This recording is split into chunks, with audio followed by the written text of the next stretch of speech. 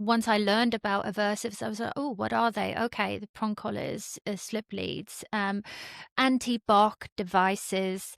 What was the other stuff? E-collars. Bark collars, e-collars, anti-barking device, electronic training aids. And I just think, call a spade, you know what I mean? Yep. I'm very big on that. Very, very big on that. Yeah, why? Um, What is it like the language? And then I looked further into it. I realized this is £1 billion industry. what the tool industry. Yeah, Oh yeah, big yeah, money, yeah, big yeah. money. But the thing is, an industry can be worth £1 billion for many reasons. Like for instance, it being an effective product, it being a Hmm. product that actually works, is a good way of looking at it, right? So okay, let's explain what aversive is for people who don't know. If I use the language like I'm going to use an aversive, what I mean to say is that I'm going to do something to the dog that the dog does not enjoy. The dog doesn't want to happen again.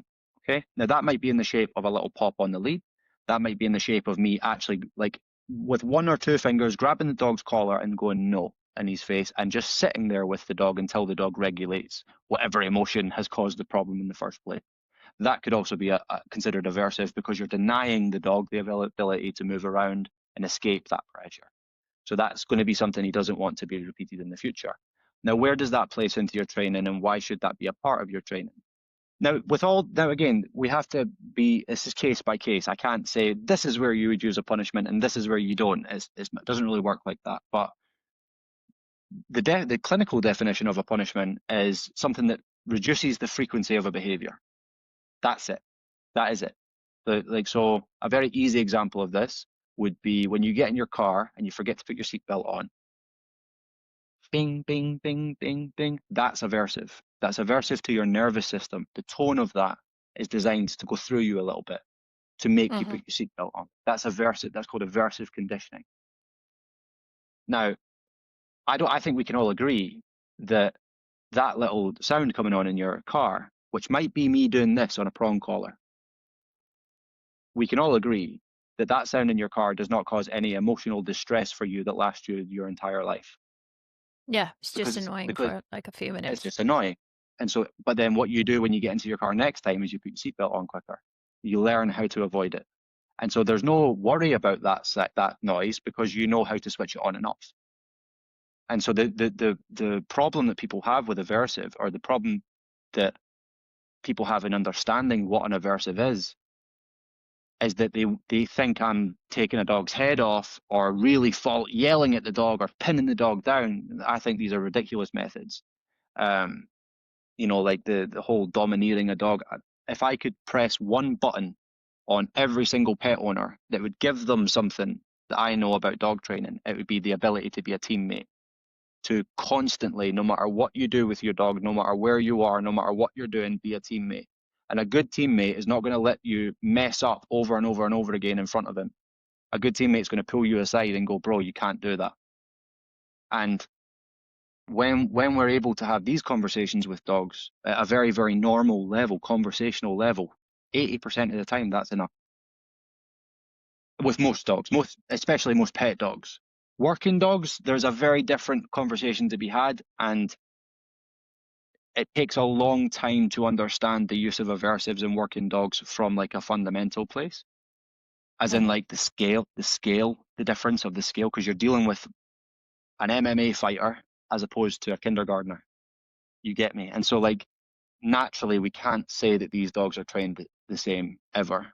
It's not ever going to be how it, but just because a dog is more intense, it doesn't mean to say that you have to be more aversive. It just might mean to say that there are going to be some things in that dog's behavior that you need to practice interrupting with something that is an aversive, like chasing prey.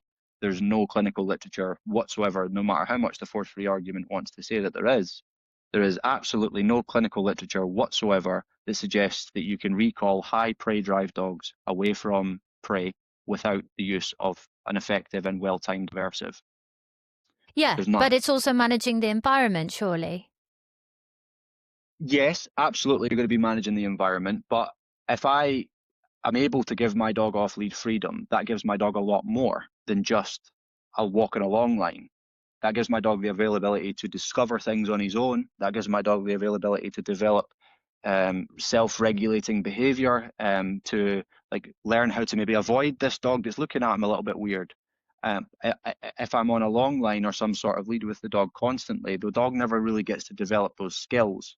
And if I'm raising a dog, I want the dog to develop those skills that are coming from him, not from me, is that he can decide to do this stuff. And I think that, yes, you could make an argument, you could do this on a long line with the dog and you could manage that if you want. But I have a way of fixing it. I have a method that works and it causes no emotional fallout for the dog whatsoever.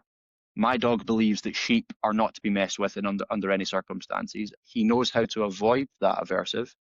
And so because of that, my dog is perfectly like relaxed around sheep because he knows that this sensation on the e-collar will only come in if I intentionally try and hurt one of those animals. It's very important that you know how to use this equipment though. Education is everything. If I gave somebody who doesn't understand carpentry a bunch of tools for carpentry and said, make me a table, well, you have the tools, but you have no idea how to put the table together. So the tools are useless to you.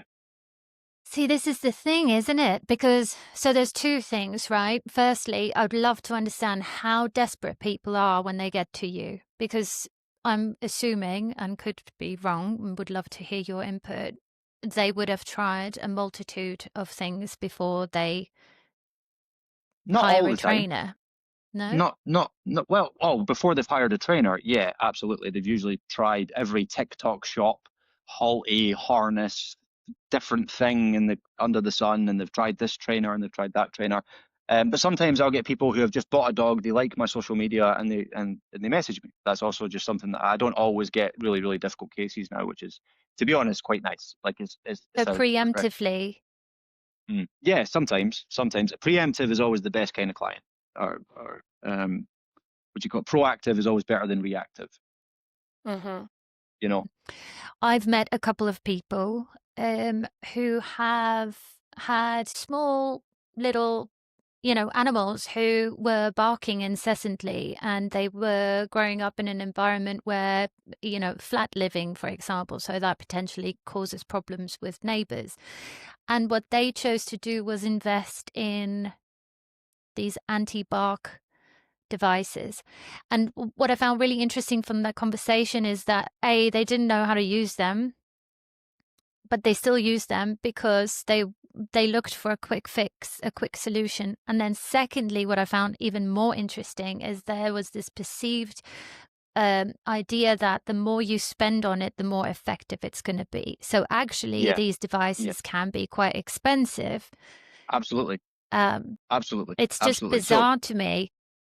So I think, I think the difficulty is where does the argument truly start and where does it truly end here? Because I could make a very strong argument that head halters suppress dogs quite extensively, and I could show you a lot of evidence for that as well. And I could show you 16 years of taking dogs off of those equipment and them going, oh my God, oh God, get it off me. And do you know the thing that goes? The thing that goes around here. I could show you that most dogs, again, you don't decide what's aversive to the dog decides. So I could show people many, many dogs that I put a head halter on and the ears go back, the head goes down, and because the pressure that you're putting on the dog there is across a very sensitive part of the dog, across a very, very, there's loads of airways, there's loads of blood vessels in here, and obviously how sensitive a dog's nose is. You've got a lot, and you'll actually see a lot of dogs who have been on head halters for years. They'll have an actual ditch in their muzzle. You will not get any of that with an e-collar or with a prong collar, but we have none of the same emotive argument around the head halter. And I think to myself, like, this thing not only suppresses dogs, because that's all it's designed to do, really. It's designed for you to lead the dog like a horse, and if the dog pulls, the dog's head gets snapped back. And the ironic thing about this is that the most frequent use of this equipment is usually the people who are grand sort of standing on their soapbox a little bit about how good a person, how good their morals are because they don't punish dogs. And it's like, well, actually, your dog is being punished currently with this thing on its head. And again, it's because people don't actually understand the nuanced response of what is aversive. they just hear aversive and then they go into an emotional place, or they hear e-collar and they go, you shock dogs. And it's like, well, why do we not have the same outrage with cows that touch electric fences? You know, why are we not ripping these fences down? Because they're effective and they actually keep the cows safe, you know. But and there's a lot more voltage going through an electric fence than an e-collar. But it's okay to do it to Yeah. a cow. It's not okay to do it to a dog. So there's no moral consistency there for me. And my problem with the lack of aversives in training boils down more to the moral inconsistency for me. Which will always exist, because it doesn't matter which way you slice and dice it, there's going to be a counter argument. I think ultimately, and this came to light recently, where a trainer was teaching her trainers how to use these tools, and the argument was, leave it to the individual to follow their morals, values, principles, etc., etc. And when I think about aversives, what I think about is the multitude of people who will A, not know how to use them properly, if you can, and B, people who will look for quick fixes, and all the animals that will suffer as a result of those impulsive decisions and ignorance. And that's what makes me emotional.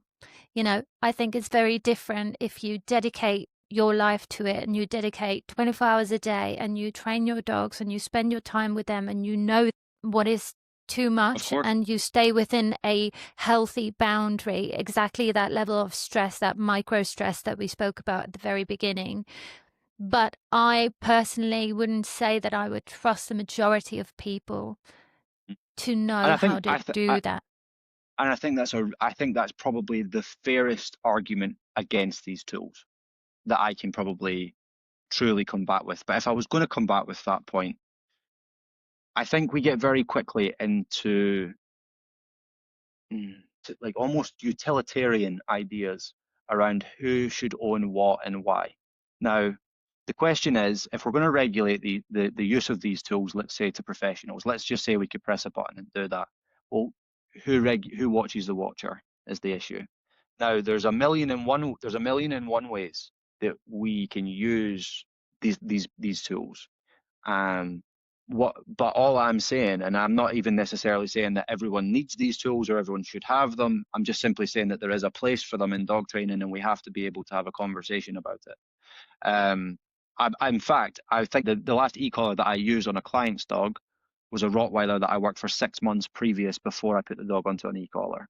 Now, there are a lot of actually very good arguments that would suggest that if the e-collar was to provide clear communication in the first session, then there's no reason to not use it in the first session. But you have to know the dog, and you have to know how the dog is likely to respond. You have to understand how to set that up, and you also have to make sure that the dog can recover if the dog does have a big adverse reaction, which, by the way, a lot of the time doesn't happen. This is a scaremongering tactic as far as I'm concerned with people who don't understand these tools. They say that one experience on an e-collar can scar a dog for life. When you observe what they're saying, it doesn't actually hold up under any sort of logical scrutiny. It's just, and again, like I say, I have many friends that are on the opposite side of this proverbial fence. But I do find that when I combat with them about these ideas, they run up to a point, and then they don't seem to be able to articulate why past that point. You know, like, sorry, I don't mean to ramble, but a very easy one is, can you show me one animal that has ever existed in the evolutionary history of this planet that has not learned from some form of aversive means? And if the answer to that question is no, then why is our dog any different? There's not a single animal, whether from the environment or from predators or from other members of the same species or from plants or like poisonous plants, eating the wrong berries at the wrong time. All of these things become genetic memory. So the animals learn to stay safe throughout the passing of this knowledge. Don't eat those berries. If that rustle in the bushes is over there, go climb that tree. These are all aversively conditioned ideas, and then all of a sudden we get to dog training, and then they don't apply whatsoever to any. So all of these mechanisms that have been evolved over millions and millions of years to help the animal Yeah. understand aversive conditioning have But just those suddenly things are disappeared. natural. Yeah, Of but course. it seems like those things are natural, and this kind of makes every individual pet owner the judge, the jury, and the executioner. And based on how those people are feeling on a particular day and their level of tolerance, they then decide what is appropriate for their dog. More So often than not understanding that the dog is not actually antagonizing a situation. A dog is just being a dog in a human-centric world. fully. Now, the thing is though, the dog has to live its life in a human-centric world.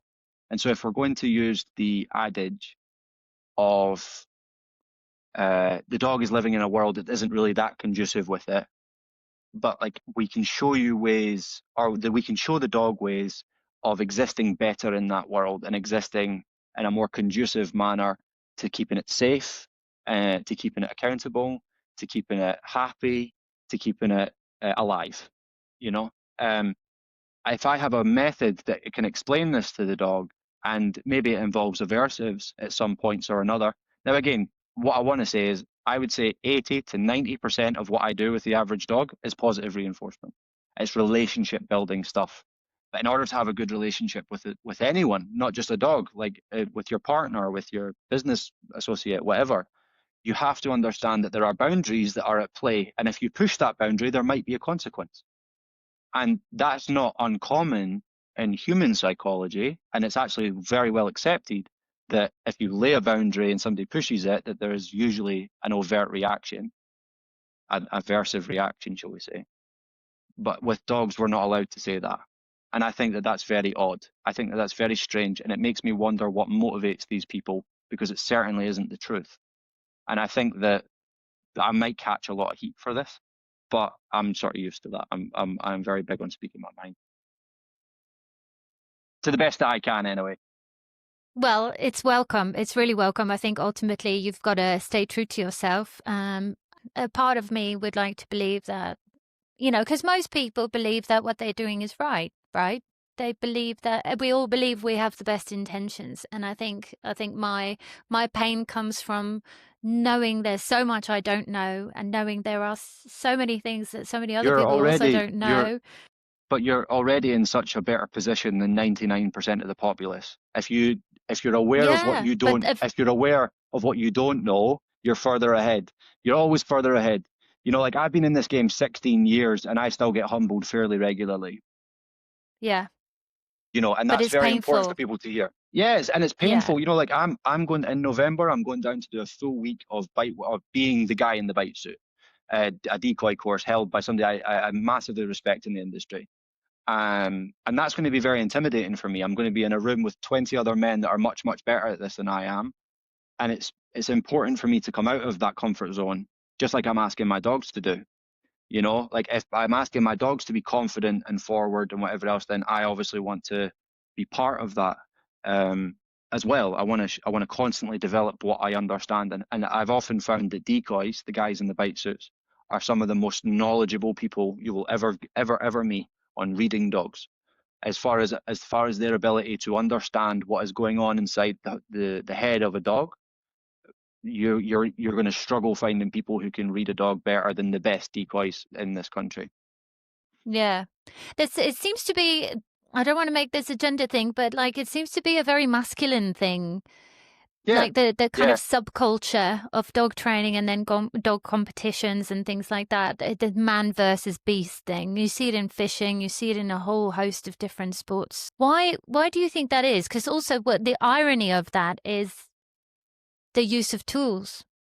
I don't know. I think it's really curious. We don't really have to go into that with too much depth, Oh but no. I think it's worth answering though. So as far as masculinity or femininity goes, I could pull out off the top of my head three fantastic female handlers that have actually done more in the bite work sport than I have. April Hume, Emma at Raven Canine, she's fantastic.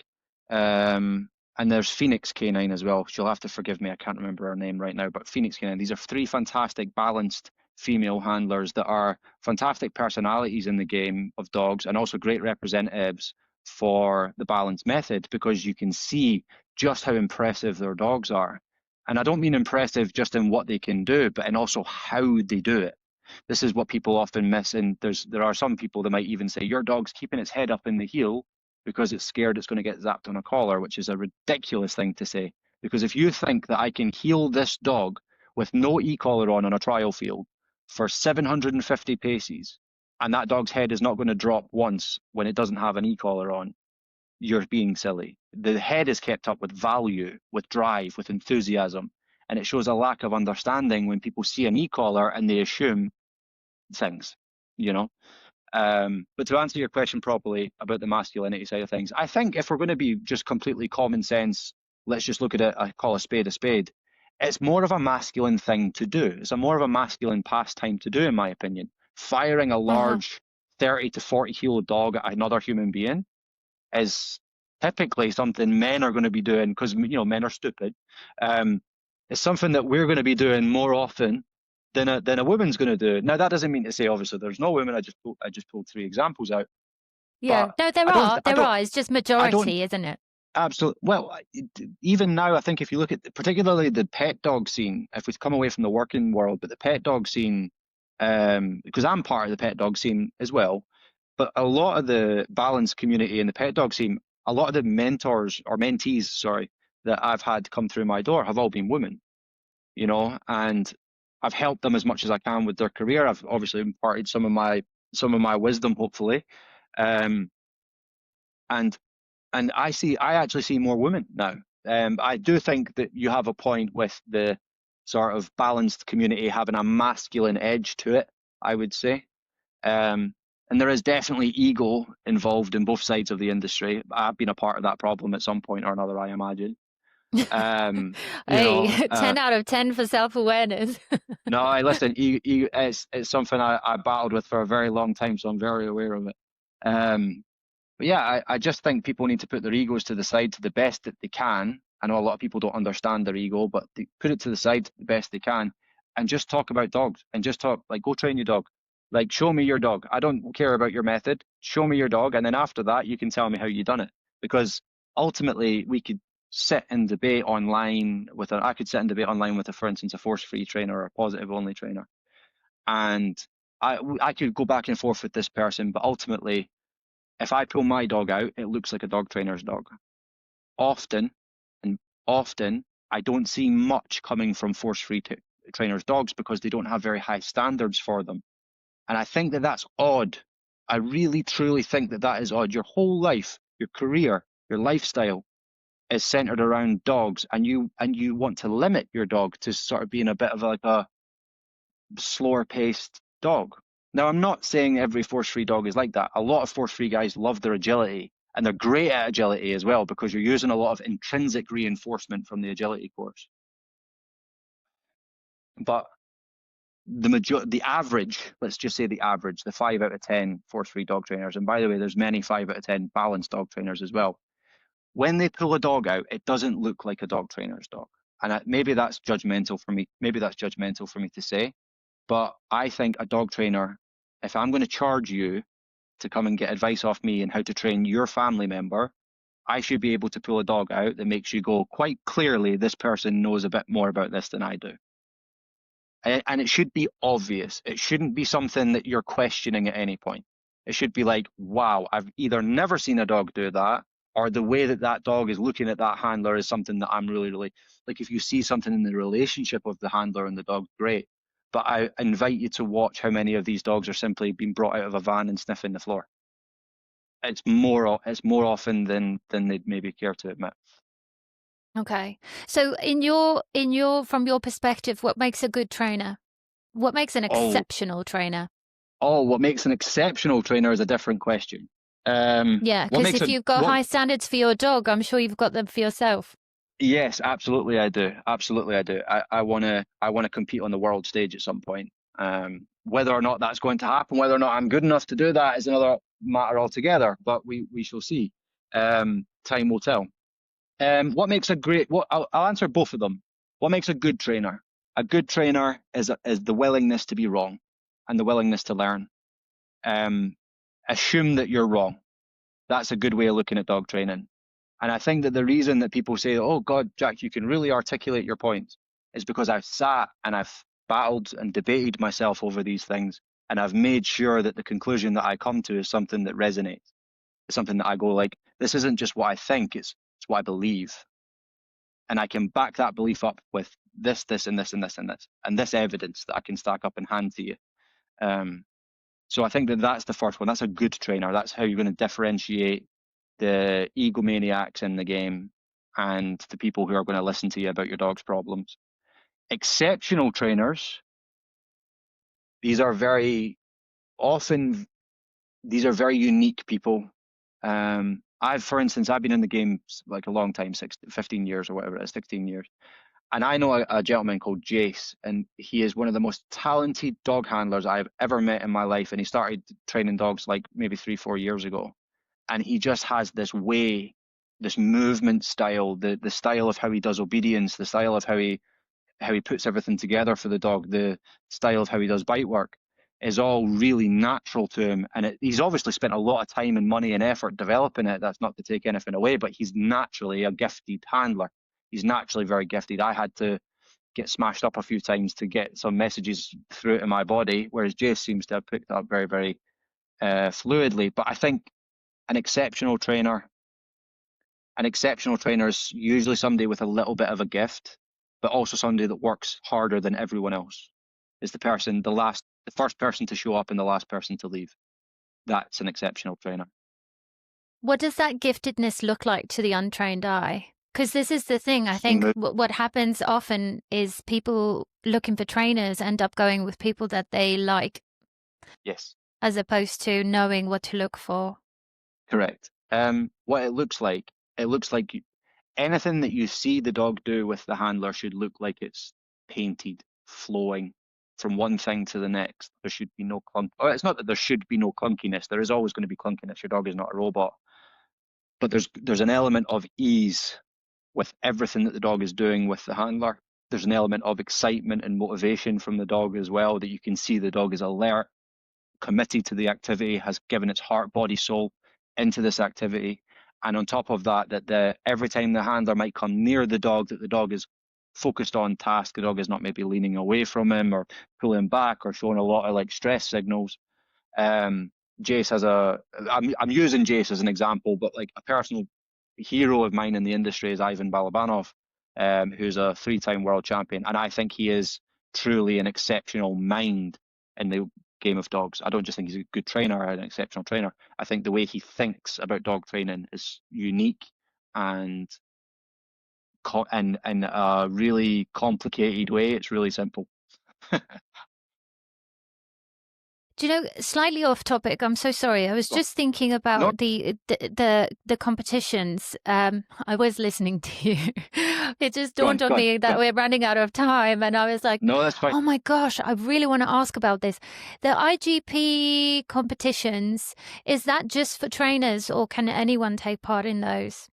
Anyone can take part in them. You just have to be part of a club, so an IGP club. So I travel out to Cheshire once a week to go to my club, where we do bite work and we do tracking and we do obedience in the format of IGP. So you'd have to get into a club, accepted into a club, and then past that, it would just be about the work rate that you put in. You know, like how often are you showing up? How often are you getting that work in? You know, and building the dog into the best version of itself. That's the sort of, I suppose that would be the sort of moral tagline that sits underneath my training, would be like, how do I make this dog the best version of himself? You know. I guess my question is around members of the public who don't have the same level of knowledge, then get these working dogs with the intention of training them for this particular type of competition environment, and not being able to, I guess, control or. So I think the great thing about IGP as opposed to other bite sports is the barrier for entry is a bit more stringent. It's a little bit harder to get in. You have to be sort of assessed. You have to be assessed. You like at my club, for instance, you'd have to come down, unless you're running on the recommendation of somebody that we trust at club. You would have to come down for an assessment first, and then it would be decided at that point whether or not it would be wise to continue. What's really important about dogs that are doing bite work is that, again, a lot of people might not like the sound of it, or they might not even like the execution or the fact that dogs are doing it at all. It's one of the few places left in dog sports where the dog can truly show you what he's made of. And I think that if we lose that because of some arbitrary fear that, maybe a member of the public will go and train this poorly, I think that is kind of like saying, okay, well, we shouldn't allow anyone at this boxing gym because what if somebody goes out on a night out and starts knocking people out? And it's like, well, hold on, that's not the boxing gym's fault. This is a product of the character that you're dealing with. And if that falls on that person's head, that person has to take responsibility for it. If she's a trainer and her dog has been in a situation where he's smashed another person or bit another person, then obviously there needs to be some accountability for that with regards to from the trainer's end. But then there's also an element of it that a lot of people who do bite sports, maybe they don't prioritize the control aspect as much as they should. Maybe they build too much dog through nothing but inexperience. This definitely happens, of course it does. But again, it goes back to the boxing gym analogy, is that if a person has a proclivity towards being violent, does that mean to say that they should never ever be allowed to utilize violence in a controlled manner? And I would argue the opposite. I would argue that it's better for violent people to have outlets that are safe and constructive for these urges, same as dogs. Like Presa Canarios are bred to hunt and kill and fight. That is what they've been in the Canary Islands. That's what they've been bred to do. Pit bulls in Hawaii are bred to hunt and kill boars. These are dogs that you cannot convert into a pet dog. It's just it's not possible. You'll end up being in hospital or dead. These dogs are the types of dogs that nobody sees because we don't breed them anymore. We don't breed them in the pet sphere. You buy from the pet sphere, you're not going to get those particular dogs. That makes sense. Really, really interesting. But there are still, yeah.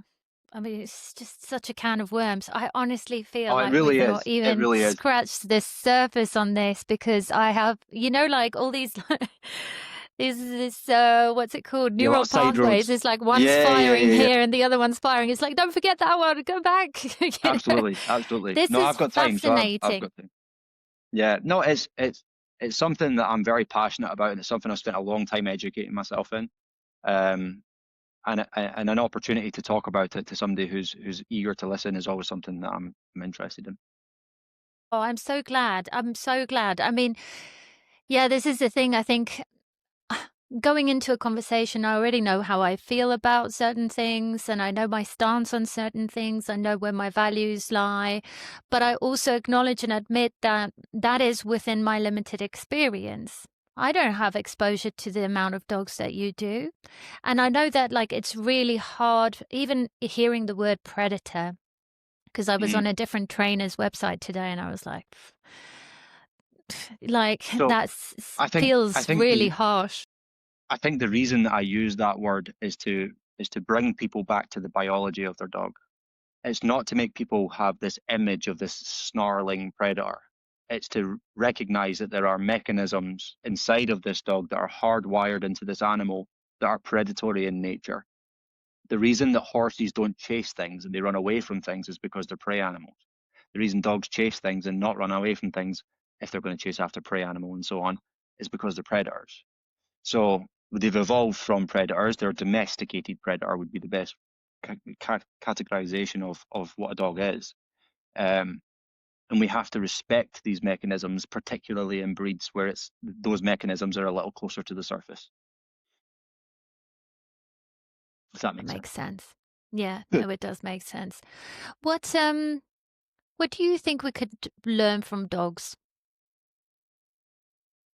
So many things. You can learn a lot about yourself from training a dog properly. You can learn about how patient you are. You can learn about how tolerant you are. You can learn about how clear you are, how good of a communicator you truly are. You can learn how your emotions affect your environment. That's a huge one that I really try and distill into my clients, is that the way that you interact with the environment not only has an effect on the dog, but it has an effect on the environment itself. And that environment feeds back to you and you feed back to the environment constantly. And the dog is very attuned to this. I think we could learn awareness. Self-awareness would probably be the most poignant thing that I think that dogs could teach us, because dogs are not thinking about what's going to happen next, or some dogs might be if they're very worried or nervous, but a lot of dogs are just simply existing and cracking on with it. And when people, rescue dogs are a good example of this, they hear a bad story about their rescue, and then that colors the way that they train their dog. That story colors the way that they treat the dog, and they confirm to the dog that this acting weak and fragile is something that's reinforcing and something that is going to incur more attention from the people around them. And so that must be correct to the dog. The dog's getting some form of attention or reinforcement for it. And so the behavior that's attached to those emotions gets reinforced, not the emotion itself. And I think, like I say, if we could really sit back and truly understand how much I don't have enough time left to explain how much we could learn from dogs, how much I've learned from dogs, how much dogs have developed me personally and in my relationships with other people, with my partner, how much it's made me realize that most of the time that I'm getting frustrated or flustered, it's because of me and not because of anything else. Yeah. That would probably be what I would distill it down to. That's lovely, because that's that self-awareness you were talking about, but having that self-awareness means that, you're not blaming your environment, you're not blaming your dog, you're not blaming your partner, you're not blaming everything external to Mm-hmm. you, It's all for it's all your own internal. behavior. Yeah, yeah, yeah. Absolutely. Really It's something that has interesting. to come from inside you. Exactly. I have one last question for you, if that's okay. Go on, fire it in. Can you give me an example of a preconceived idea that you might have had about a dog or dog behavior? Something that shifted for you in your mind, where you thought it was this way and then learned it was not, and then kind of just talk me through that journey. This might be difficult to articulate, but I do think I have an answer.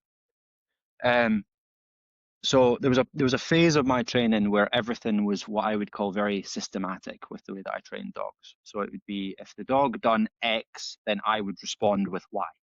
And that might be in the shape of a positive reinforcement schedule, like saying yes, feed, and whatever else, or that might be in the shape of just trying to problem solve something systematically. Now what I focus on is coming away from those individual systems and looking at the concepts that sit underneath the training. The concepts that are the cement that hold all the bricks together on your wall of understanding with your dog. And the concepts are actually very easy to teach the dog. And I'll give you a very quick example to help articulate this point. Is if I'm teaching a dog that doesn't really like getting his nails trimmed, that's a very easy example. So my Presa Canario, he didn't like it at first. And if He I didn't teach the like what? dog that Sorry. having his nails trimmed, Oh, yes. yeah. So he didn't like having them trimmed at first. And so I went through the whole approach of, I come over to you with the clippers and I say feed, and yeah, I go over to your paw and I touch your paw, then I feed again. And it was going nowhere. The dog was sort of taking advantage of this system, is that if I slow this down, I get more reinforcement. You understand? So instead of that, I looked at it like a very common sense, like what a parent would do to a child that is refusing to get their toenails cut. Sit still. If you try and bite me, you're in trouble. Give me your paw. And then clip. There's a little bit of food. Clip, clip, clip, clip, clip. And when he tried to argue with me, I gave him a little tap on his nose. And I went, no. And then from that point, he knew that that response was off the table. And so he just let me do his pause. Now, where a systematic trainer would be at that for weeks on end of, I come close to you with the clippers, do this. Now, obviously, it depends on the dog's history and the dog's experience of it beforehand, but there is something really fundamental that's missing when we have to spend 3 weeks trying to teach a dog how to get his nails trimmed. I think that as far as just no, sit there and let me do it, that's a message I can get across to a dog fairly easily without any emotional fallout for the dog, and the dog reaches the destination that I want him to reach quicker. Does that make sense? It does, yeah. But that's a reflection of your level of tolerance, I guess, or patience in order to get the desired result over a certain period of time. You're choosing the shorter path. I'm choosing the clearer path to the dog. I'm choosing the path that shows me the most understanding as quickly as I can. Now, there is a adage in the dog training industry that if you are doing something quickly, you're probably doing it wrong. And I actually fundamentally agree with that a lot of the time. There are exceptions. There are common sense things where people will overcomplicate a problem, and not only do they overcomplicate it for themselves, they overcomplicate it for the dog as well. Because now the dog doesn't just have to think about getting his nails trimmed, he has to think about some weird reinforcement schedule that starts when I walk over with these clippers. Actually, to give you a contrasting case, which was exactly the same behavior, I had a bull breed that came in, and the dog's toenails were like curling under its paws. And I said, put a muzzle on him. I'm going to walk over just with a flat collar. I didn't have any equipment on the dog. And he was a very sweet dog. He was conditioned to the muzzle. I tried to trim his paws, and he went ballistic at me. He went like muzzle punching my face. I was like, whoa, calm down. And I stood there with him. I grabbed him by his collar, and I just went, enough. And I sat there with him until he regulated himself. It took about 12 minutes. And I know it took 12 minutes because I had filmed it. It took about 12 minutes for this dog to fully accept that he's not going anywhere. Just calm down. After that, I immediately went back to the paw. And I went, give me your paw. And then he gave it to me the second time, wouldn't let me trim it, blew up again. Same thing happened again. The next time it was 4 minutes he was held there for. And then the next time again, I got a nail trimmed. He blew up. And then after it, I took the muzzle off. And I went, good boy, super. I put the muzzle back on. So it showed him, if you cooperate, that muzzle is going to come off. Put the muzzle back on. And then he let me do the rest of his nails. And I just had to be willing to have that argument with that dog, or let that dog have the argument with me, and not give anything back in the argument. I'm just going like, you're being weird here, bro. I'm just trying to trim your knee. I'm not, this isn't a complicated behavior I'm trying to teach you. So why would I complicate it for the dog? Yeah. Does that make sense? And then now, by the way, now the dog actually quite enjoys getting his nails trimmed because he gets a little tin of sardines at the end. So he knows this. Clever. He knows this now. Okay. Yeah, exactly. He knows this. And there will even be points now where he retrieves the clippers to his owners because he wants the tin of sardines. Like he's being pushy with it now. Cute. So yeah, and that was cute. and that change was not born from positive reinforcement. That change was born from, you're not going to do that to me. You're going to let me do this. And I think that if people look at aversive conditioning like in that tone, they'd have much more tract with it. It feels less offensive straight away. Yeah. Well, as soon as you said the bop on the nose, like obviously I don't know what that looked like or anything like that, but that like, it's like, oh, these things does something to me. Like I'm feeling feelings here. You know, I don't know why. I don't know what it is. Maybe it's because dogs can't speak. You just don't know. No, but my dog, I can definitely understand my dog, and this is something that like. My dog can speak. He just doesn't speak with his mouth. He speaks all the time. He's constantly speaking to me, constantly telling me what he likes. And that little bop on the nose, I want to make this as clear as I can. When a dog like a Presa Canario is doing his job, whether it be hunting or doing protection work or whatever it might be, the level of pressure that those dogs can take are something that people have no experience with. So this on his nose was enough for him to go, oh, like that, and then go fine. Now, as far as how much, like for a child, for instance, if the kid was being a bit of a nutter and you just needed to interrupt it, and you just flick the back of his ear, he's going to turn around really quickly and go, ow. And then I can talk to the kid now because I've interrupted now I can, because I've interrupted the behavior. And now I can say, do you know why I flicked you on the ear? And he's like, why'd you flick me on the ear? Well, it's because you're kicking off about that and you need to calm down. And the only difference between a child and how we do this with a child and how we do this with a dog is that I don't have the verbal side of it with the dog. I show the dog through my actions. And that's where accountability from my end is so important. I can't do that. I can't sit down and regulate a dog if I'm frustrated. or if I'm Yes. flustered, or if I'm emotional, I'm sitting there and I'm showing the dog what I want, which is calm. It's calm, but it's confident, and it might even be firm, but it's calm. It's not. I always say to people, if you correct your dog when you're frustrated, you've left it far too long. Do you know what? That's really interesting, and I think that's valid. I do think that's valid. I think sometimes when you come from an emotional place and you've lost self-control and self-respect, you act in ways that are not in the benefit of the other person or the animal or whatever. And that's a clear, like, indication, I guess, if you are not in control of yourself. Mm-hmm. That's a clear sign that you are off track. This is something that we teach parents ad nauseum. This is something that parent and therapists and psychologists have been talking about for decades now. So a very famous way of teaching a toddler what no means is toddler is crawling around and baby toddler goes to poke his finger in the plug socket. He's a very famous psychologist online, and I watch a lot of his lectures, called Jordan Peterson. He's not particularly the most accepted person in the world, but I do think I do think the man. I've read a lot of Solzhenitsyn, and I've read a lot of Freud, and I've read a lot of Nietzsche. And one of the things that I really like in his explanation of how he teaches a toddler what no means is the toddler might crawl up to put his finger in the plug socket, and he says no, and he just holds the toddler by the ankle. Now, what's going to happen at that point is the toddler's probably going to get frustrated because he can't access the thing that he's curious about, and he's going to cry and protest. At the point where the toddler's crying and protesting, he just gently holds on to the toddler, and at the point where the toddler stops it, he lets the toddler go. And then the next day, it shows a reduction in the behavior of going towards the plug socket, and then eventually he just goes no, and the toddler has a little experience of that aversive experience. If I do that again, he's going to grab my foot. It's associative learning. So if I do X, then Y happens.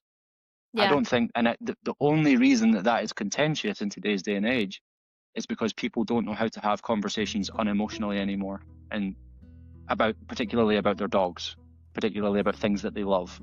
But like I say, I think that if we could just have a few articulate voices talking about this as much as we can, then I think a lot more people will be open to a common sense approach to the use of aversives in training and so on. Yeah. Oh my gosh. Honestly, I'm so grateful, Jack. Thank you so much for this conversation. I've learned so much from you. No, thank you so much for having me. Thank you for the opportunity just to talk about what I love and what I'm passionate about. I really truly do appreciate it. I'm grateful to be here. I'm grateful that you thought of me in the first place. So I'm just happy to have a conversation. I found you online. I think it takes a lot of courage for people to have opinions in this day and age. And I could see in your content that you were really outspoken and you had some firm beliefs. And I thought, this is someone that I have to speak to, So I'm very glad that you accepted the invitation. That makes me feel all warm and fuzzy inside. That's amazing. That's amazing. Thank you so much. My pleasure. I hope that maybe in the future we could get you back on. I'm actually going to go out of my way now to find another type of trainer to hear a different type of perspective. And who knows, maybe one day we can get you all in the same room together. Let's do it. I'll do it tomorrow. Watch me. Amazing. Oh, cool. Right, well, I hope you have a lovely rest of your evening. And thanks again for coming on. Thank you for having me. It's been a pleasure.